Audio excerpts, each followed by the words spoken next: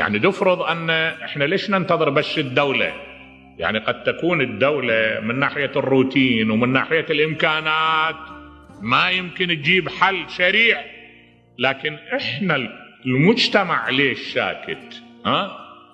مو تتصور أكو بعض الناس ما يعرف إلا أفرض يطارد يبني له مسجد مثلا.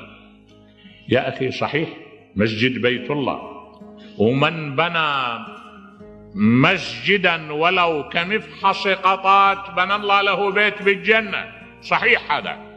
لكن إذا أكو البلد بيه 10,000 مسجد وخالية، وعلى تعبير الكويتيين ما بيغير اللي بيطاول، أرجوك يا أخي أرجوك أنت بدل ما هذا لو ينبني بيه 5 أو 10 بيوت صغيرة لأسر تتعفف لوجه الله، لأسر تخليها تقربها إلى العفاف، تحفظ لها فطرتها، تحفظ لها نجابتها وكرامتها، تدش قد إلها قيمة عند الله.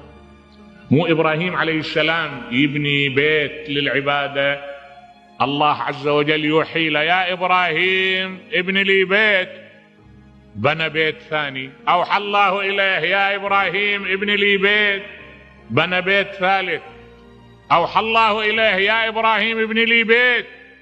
قال يا ربي أنا بنيت بيوت. قال له أنت أشبعت جائع، كسوت عاري. نعم. قال له ابني لي بيت بالقلوب، مو تحط لي حجر على حجر، لا، احفظ لي الإنسان. الأرض تعمر بالإنسان وتخرب بالإنسان. فايش يبقى كون احنا نشعر بشيء من المسؤولية.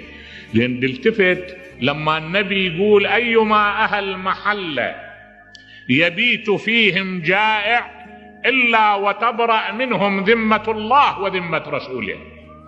نتنبه، يعني هذا يكون يأخذ من نفوسنا.